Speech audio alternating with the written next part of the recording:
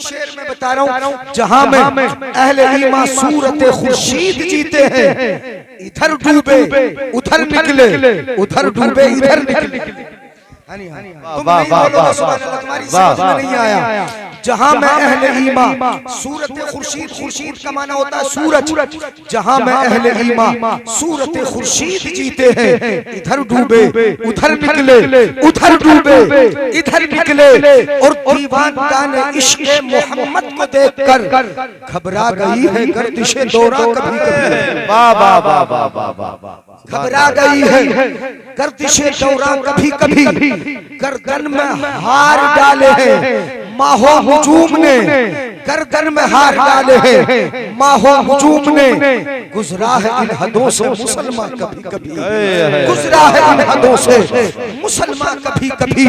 और तारीख इस्लाम ये रही है कि दश्त तो दश्त है, दरिया भी न छोड़े हमने, बहरे जुल्मात में दौड़ा दिए घोड़े हमने।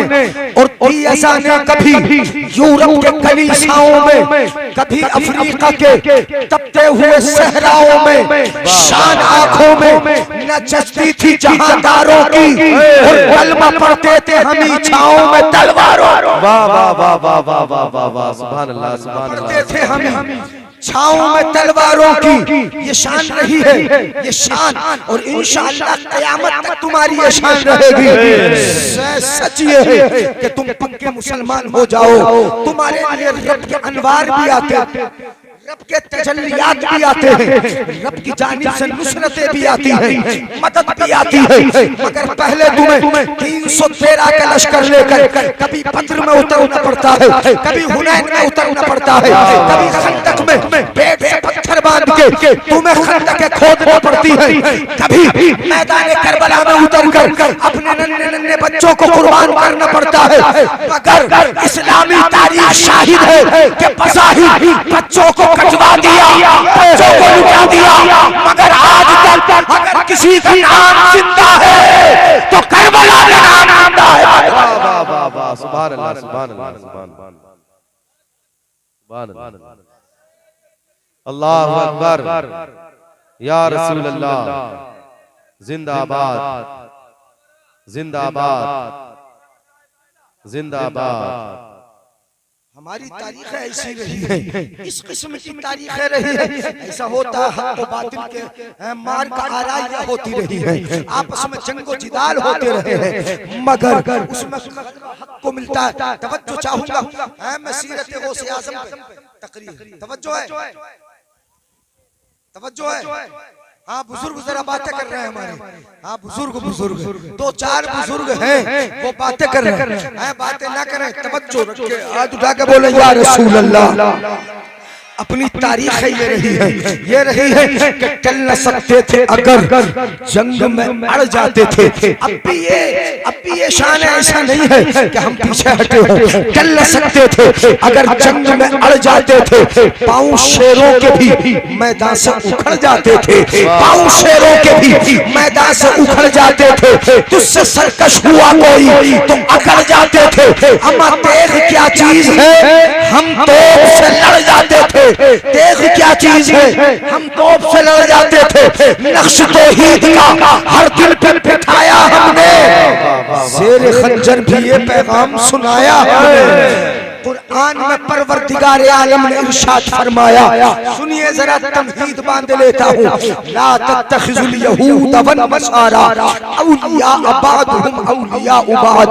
अल्लाह इरशाद फरमाता है, ऐ लोगों अगर तुम्हें दोस्ती करना है, तुमने दोस्त बहुत बनाए हैं। दुनिया में इंसान दोस्ती करता है और दोस्ती का फायदा होता भी है। बोलो दोस्तियों का फायदा होता कि नहीं होता? दोस्ती करता है। फिर बातें कर रही है आपस में बैठ के, समझ में ना आ रही है? बातें मत करो, यानी आपस में बतियाओ। अच्छा तो आगे बैठो, आगे आ जाइए, वहां समझ में हो सकता है उसकी आवाज जरा तेज।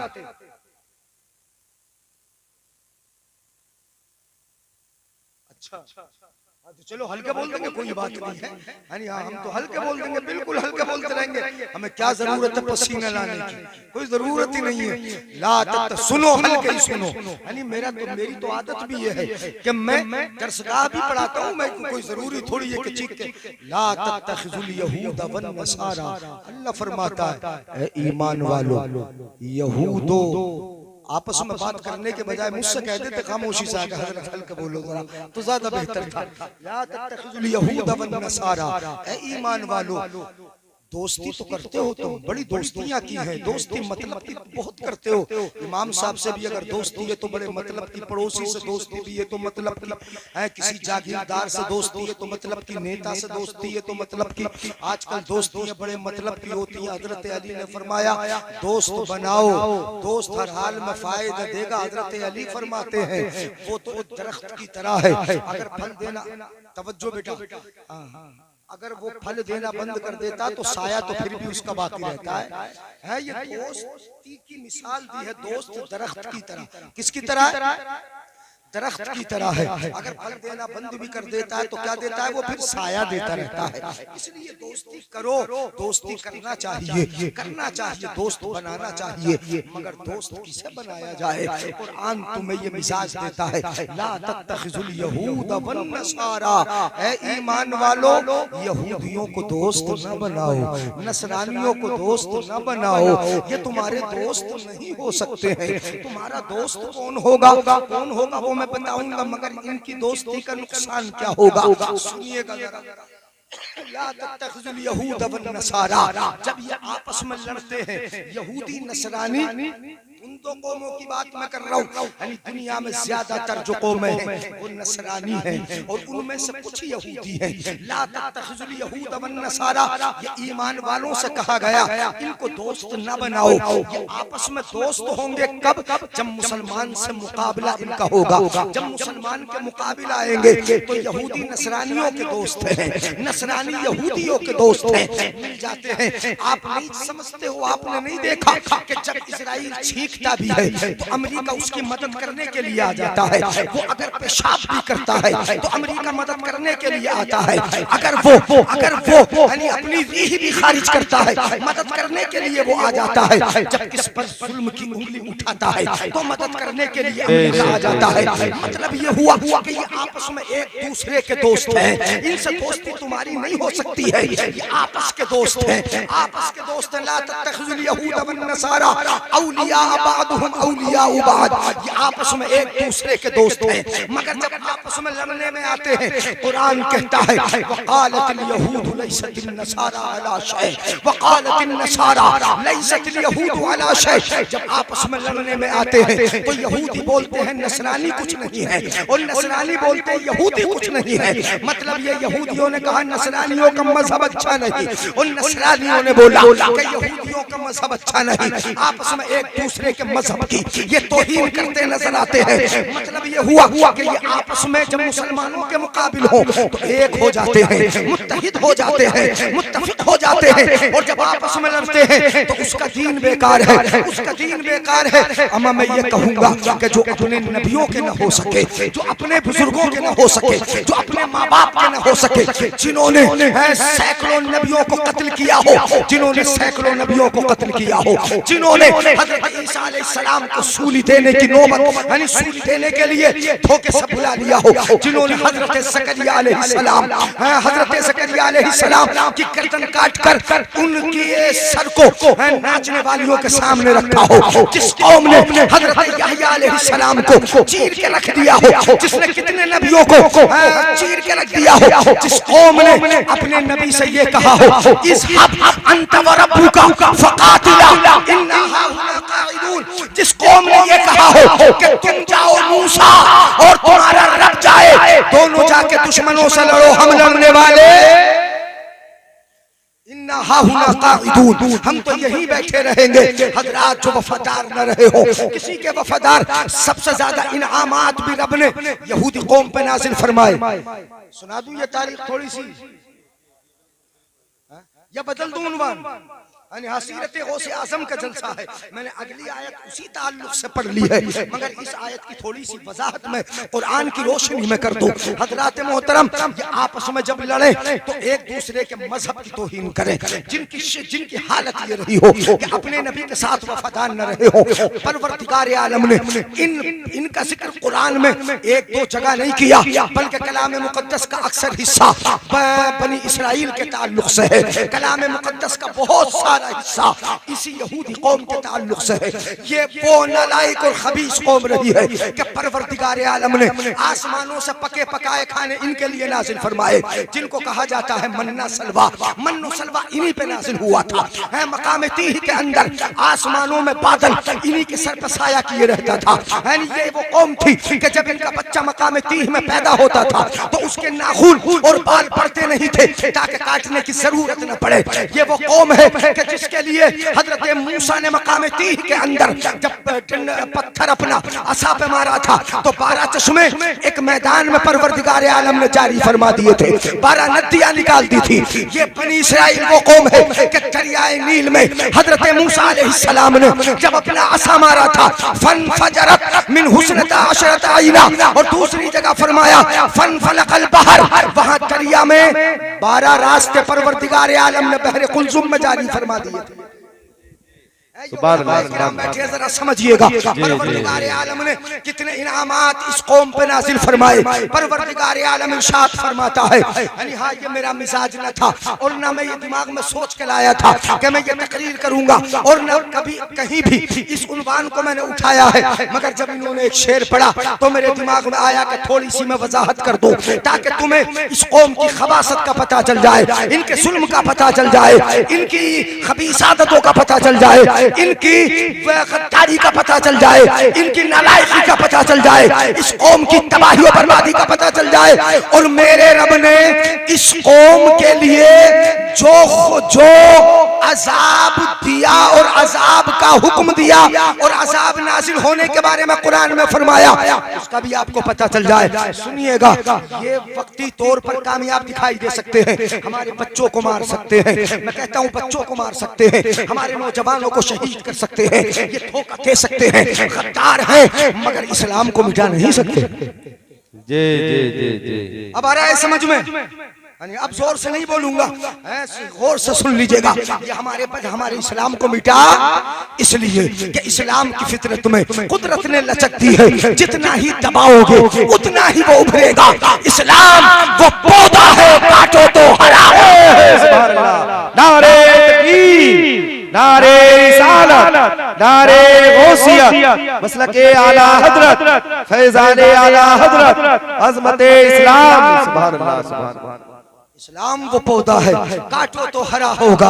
ये इस्लाम की फितरत है कि कभी जितना दबाया जाता है उतना ही ये हरा होकर उभरता है। शाखों को जब काटा जाता है तो उस शाख पे फल भी ज्यादा आते हैं। उस शाख पे यानी कभी कभी काटना पड़ जाता है। हम अपने दरख्त, अमरूद का दरख्त है, उसकी शाखों को इसलिए काटते हैं ताकि उसमें कलियां और ज्यादा बढ़ के आ जाए, फल और ज्यादा आ जाए। कभी बाग के दरख्तों को हम छीलते इसलिए है कि उस पर शाखें बढ़ के आ जाए और फल और ज्यादा आ जाए। यही शान मजहब इस्लाम की रही है कि इसमें जितनी कुर्बानियां होती हैं, ये खून को चाहता है, ये सुर्खी को चाहता है, ये करबला को चाहता है, ये करबला की दास्तानों को चाहता है। आया सबुल इंसानो अय्युतरा का सुदा, कि तुमने सोच लिया कि तुम्हें यूं ही बेकार छोड़ दिया जाएगा? नहीं, तुमको आजमाया जाएगा, तुमको मैदान में उतारा जाएगा, फिर देखा जाएगा कि अपने रब पे भरोसा कितना। सुभान अल्लाह, सुभान अल्लाह, वाह अल्लाह अल्लाह अकबर, या रसूल अल्लाह, या रसूल अल्लाह। थके तो नहीं है? बोलूं? है इजाजत? सुनिएगा। हाँ, बस ये उन्वान थोड़ा सा ऐसे बदल गया और मूड भी मेरा चेंज हुआ। वो नाम फिलिस्तीन का आया, चूंकि ये जज्बात हैं जो दिल में उभरते हैं। यानी मेरे दिमाग में कलाम मुकद्दस की वो सूरतें आ गई कि जिसमें रब ने इनके इनाम का जिक्र किया और इन पर इनाम उतरता था, बराबर इनाम की बरसात होती थी। परवरदिगार आलम ने फरमाया, या बनी इस्राईल अज़कुरू निअमती यल्लती अनअमतु अलैकुम, ऐ कौम बनी इस्राइल, याद करो उन नेमतों को कि जो नेमतें परवरदिगार आलम ने तुम पर की है और तुमको तमाम आलम पर फजीलत दी है। तुम्हें मूसा जैसा नबी दिया है, तुम याकूब की औलाद में से चलते चले आए हो, बड़ी फजीलत तुम्हें दी है। तुम्हारे लिए मन सलवा उतारा गया, मगर इस कौम का ये था कि जितने इनाम उतरते उसके बदले में गद्दारी करते थे, जितने इनाम नासिल होते उसके बदले में ये नाशुक्री करते थे। यहाँ तक के परवरदिगार आलम को जब गज़ब आया, इन पर जलाल आया, तो परवरदिगार आलम ने तूर पहाड़ी को इनके सरों के करीब लाके रख दिया। मानते हो नहीं मानते? अगर नहीं मानते तो अभी पहाड़ तुम पर गिराए देता। कुरान में इसका जिक्र है, वरफाना फौककुम तूर, हमने तूर पहाड़ी को तुम्हारे सरों के बराबर कद्दे आदम, इंसान के कद के बराबर उठा के लाए जिब्रील और इनके सरों के ऊपर रख दिया पहाड़। अभी गिराई देते हैं। मानते हो कि नहीं मानते? उस वक्त बोले हाँ, तो रैत की जो बातें हैं तुम्हारी किताब, हमारी किताब की जो बातें हैं हम मान लेंगे। बस तूर पहाड़ी अपनी जगह पे पहुंची, इन्होंने फिर मुकर गए, वापस मुकर गए। बोले हम तो मानने वाले हैं ही नहीं है, तो रैत मानने वाले नहीं है। हजरत मूसा अलैहिस्सलाम तूर पहाड़ी पर गए, इन्होंने क्या किया? इन्होंने बछड़े को अपना माबूद बना लिया, यानी गाय की शक्ल बनाई और उसको अपना खुदा बना लिया, उसकी पूजा पाठ शुरू कर दी। ये कौम वो कौम रही है कि जिसने अपने नबी का सिला ये दिया कि नबी अकरम इन्हें नबी कौन से नबी? हजरत मूसा अलैहिस्सलाम अपनी कौम को लेके गए। चलो कौम अमालिका से लड़ना है, यानी बड़ी गद्दार कौम है, वो बड़ी तेज और तर्रार कौम है, चलो लड़ना है, उनसे जंग करना है ताकि अल्लाह का पैगाम उन तक पहुंच जाए। इन्होंने जाके क्या कह दिया? इज़हब अंत व रब्बुका फकातिला इन्ना हाहुना काइदून। ये कौम हजरत मूसा से बोली, मूसा तुम जाओ, तुम्हारा खुदा जाए, दोनों जाके लड़ो, हम लड़ने वाले नहीं है। मगर हुआ क्या है इस कौम पर? याद रखो, इससे तुम्हारे दिलों को तसल्ली होगी। मैं इसलिए बता रहा हूँ, इन पर इनाम उतरते रहे, ये गद्दारी करती रही, रब की रहमतें नाज़िल होती रही, ये गद्दारी करती रही, परवरदिगार आलम इनाम की बरसात करता रहा। मगर ये कौम अपने नबी के साथ धोखा करती रही, नबियों को कत्ल करती रही। यहाँ तक हुआ कि इस कौम पर परवरदिगार आलम ने जब अपने अज़ाब नाज़िल फरमाए तो कभी बंदरों की सूरत में इनको मसरूफ किया। जी कुरान में है क़िरदतन खासिईन, हमने इनको धुतकारे हुए बंदर बना दिया। 70,000 कौम ये बंदर कभी बन जाती है, कभी इन पे मेंढकों का अज़ाब आता है, कभी इन पे टिड्डियों का अज़ाब आता है, कभी इनका पानी, यानी इनके पानी में मेंढक गिरते हैं, कभी इन पर हवाओं के अज़ाब आते हैं, कभी चीख और चिंगाड़ के अज़ाब इन पर आते हैं, यानी तरह तरह के अज़ाब भी आते रहे। कभी प्लेग की बीमारी हुई, मार दिए गए, कभी बंदर बना के इनको मार दिया गया, कभी इनको हवा के जरिए तबाह बर्बाद कर दिया गया। ये कौम हलाक होती रही है, तबाह होती रही है, बर्बाद होती रही है। और कलाम मुकद्दस ने तुम्हें बशारत दी है, दुरिबत अलैहिमुज़्ज़िल्लतु वल मस्कना। याद रखो, ये कौम कभी इज्जतदार नहीं हो सकती, जिल्लत इनका मुक़द्दर है, आज भी और क़यामत तक ये ज़लील रहेंगे। सुभान अल्लाह, बेशक हक बात, बेशक जलील क़यामत तक जलील। दुरिबत अलैहिमुज़्ज़िल्लतु वल मस्कना, ये इन पर जिल्लत और मस्कना। हिटलर ने यूं ही थोड़ी मारा था, इन्हें वो जानता था कि ये गद्दार कौम है, ये नालायक कौम है, ये मोहसिनों के साथ गद्दारी करने वाली कौम है। मैं अपने घर में आके अगर किसी को पनाह दे दूं और कल को वो मेरी जड़ें काट के मुझे ही मेरे घर से निकाल के बाहर खड़ा कर दे, बताओ उससे बड़ा गद्दार कौन होगा? उससे बड़ा गद्दार कौन होगा? मगर इनकी शिरिश्त ये रही है, तो इनसे दोस्ती हमारे लिए शेवा नहीं, यानी हमारे लिए शेवा नहीं देती। ला तत्तखिजुल यहूद वन नसारा, कुरान ने ऐलान कर दिया। फिर तुम्हारा नौजवान जा रहे, थक गए, खत्म कर दूं तकरीर? सुभान अल्लाह, हाथ उठा के बोलो या रसूल अल्लाह। ला तत्तखिजुल यहूद वन नसारा, फिर किसको दोस्त बनाए? यहूदी नसरानियों को दोस्त हम नहीं बना सकते, किसको बनाए? तो कुरान फरमाता है, इन्नल्लाह हुवा मौलाहु व जिब्रीलु व सालिहुल मुमिनीना वल मलाइकतु बअदा ज़ालिका ज़हीर। हम इनको दोस्त नहीं बनाए तो कौन दोस्त होगा? अल्लाह फरमाता है, अल्लाह तुम्हारा मौला है, जी अगर करीब होना है तो अपने अल्लाह के हो जाओ। जी किसके हो जाओ बोलो? अल्लाह के। अगर करीब होना है तो अपने अल्लाह के हो जाओ, मस्जिदों में आ जाओ, सजदे में झुक जाओ। बंदा अपने मौला से करीब कब होता है? जब रब की बारगाह में पेशानी झुकाता है, बड़ा करीब होता है। इन्नल्लाह हुवा मौलाहु, अल्लाह हमारा मददगार है। व जिब्रीलो, और जिब्रील भी हमारे मददगार है। जिब्रील क्या मैदान बद्र में जिब्रील नहीं आए हैं? जिब्रील आए, अकेले नहीं आए मैदान बद्र में। पहले 1000 आए, फिर 2000 आए, फिर 3000 आए, फिर 4000 आए, फिर 5000 जिब्रील के साथ फरिश्ते आए।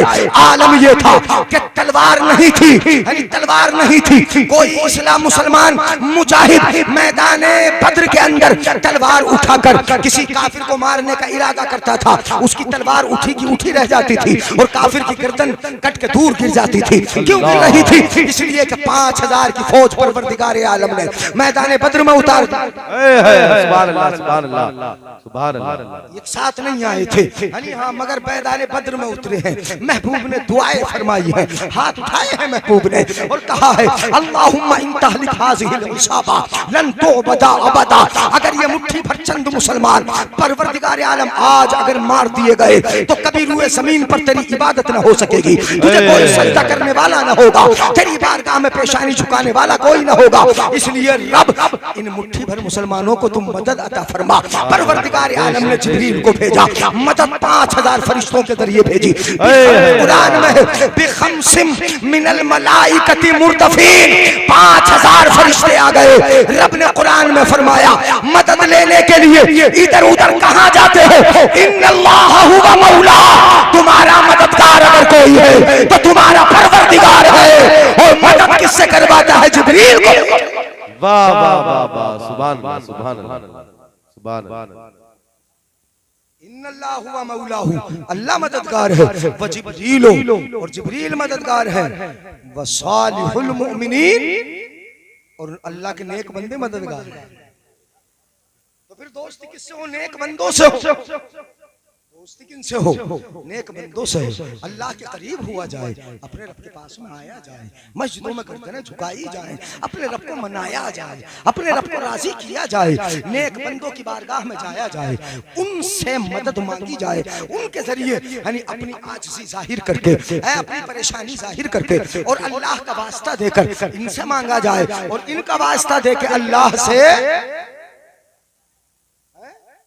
अल्लाह का वास्ता देके अल्लाह वालों से मांग लो और अल्लाह वालों का वास्ता देके अल्लाह से मांग लो, इनका वास्ता दे लो, जैसे आला हजरत ने दिया है। सुना दूं शेर? इतने नाराज हो तो फिर बाद में सुना। अरे सुभान अल्लाह, मजोले वाले हैं, नाराज नहीं होना है, नाराज नहीं होना। यानी जिन्हें जाना था वो तो धीरे धीरे उठ के चले गए, वो थके होंगे, मगर जो सुनने वाले हैं वो सुन के जाएंगे। मैं बिल्कुल वहां ले आया कि जहां मुझे लेके चलना था।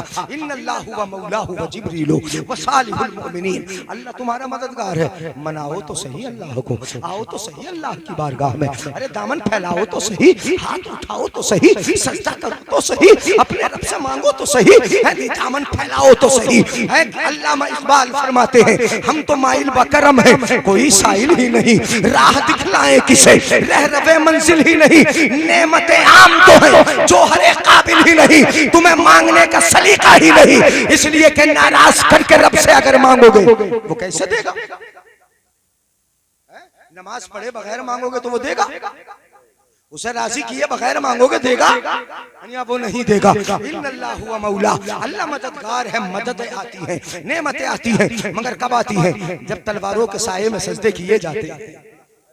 मदद उस वक्त आती है जब रेत में सामने दुश्मन खड़े हो, पेशानियां झुकाई जाती हैं, उस वक्त मदद आती है। हम तो अच्छा खासा खाते पीते हैं, फिर पेशानी नहीं झुक रही है। हम तो अच्छा खासा यानी रब का दी नेमतें पहनते हैं, फिर पेशानी नहीं झुक रही है। हमारी टांगों में अच्छी खासी ताकत है, कोई मार का हमारे सामने नहीं है, कोई जंग हमारे सामने नहीं है, कोई लड़ने वाला हमारे सामने नहीं है, फिर भी हम अपने पेशानी को रब की बारगाह में नहीं झुकाते हैं, तो फिर मदद कैसे आएगी? वसालिहुल मुमिनीन, आला हजरत ने मदद मांगने का तरीका बताया। या इलाही रहम फरमा मुस्तफा के वास्ते,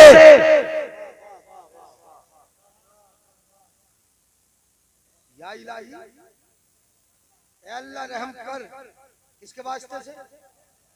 मुस्तफा के वास्ते से। अल्लाह हम पर रहम फरमा दे, यानी हाँ मदद फरमा दे हमारी।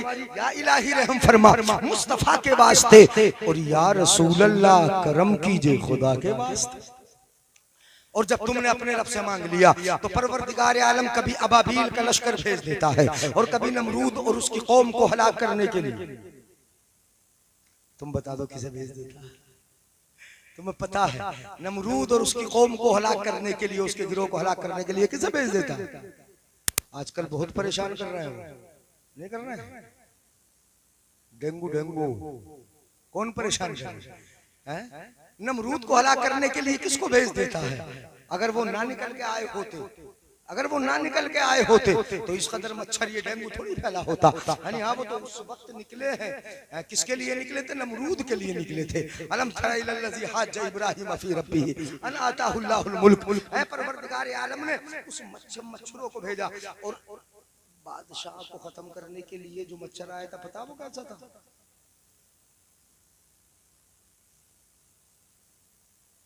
विकलांग था।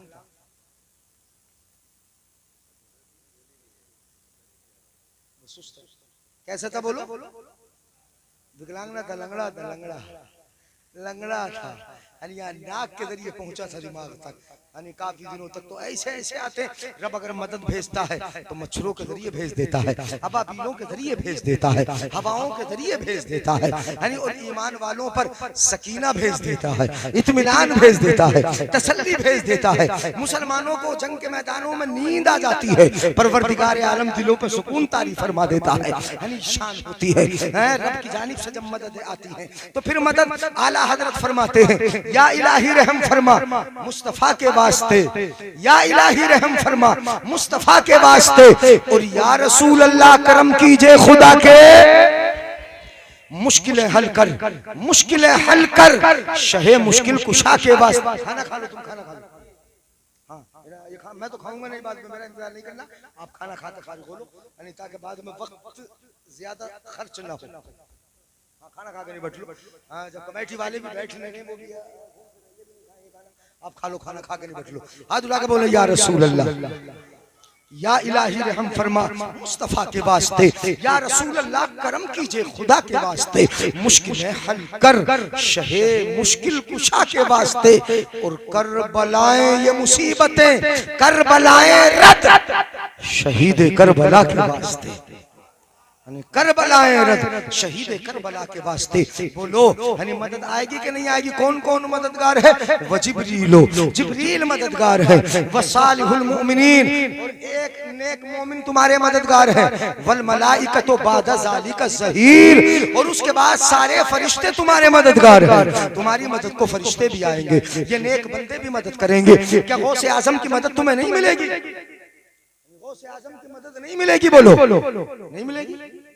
नहीं मिलेगी, मिलेगी गौसे आजम की। वसालिहुल मोमिनीन, नेक मोमिन भी तुम्हारे मददगार है, मगर दिल से दोस्ती उनसे होना चाहिए ना। यानी दिल से दोस्ती हमारी किनसे है? वो मैं बताता हूँ, क्रिकेट के खिलाड़ियों से है हमारी दिल से दोस्ती, फिल्मी दुनिया वालों से है हमारी दिलों से दोस्ती, नेताओं से है। अगर नेता हमारी बस्ती में आ जाए तो पूरी बस्ती एक मैदान में जमा हो जाएगी, नारे लगाते लगाते पीछे ना हटेगी। मगर यानी यहाँ दोस्तियों का दावा है कि गौसे आजम से दोस्ती है, ख्वाजा पाक से दोस्ती है, साबिर पाक से दोस्ती है, हमें आला हजरत से दोस्ती है। नहीं, इनसे दोस्ती नहीं। अगर इनसे दोस्ती होती है, सरकार गौसे आजम से दोस्ती होती तो अंदाज सरकार गौसे आजम का होता, लिबास गौसे आजम का होता, तरीका गौसे आजम का होता है। जो उन्होंने किया वो तुम करते होते कि 40 साल तक इशा के वुजू से फजर की नमाज अता फरमाई है। कम से कम हम इतना ही कर लेते कि इशा के वुजू से इशा और फजर के वुजू से फजर पढ़ ले।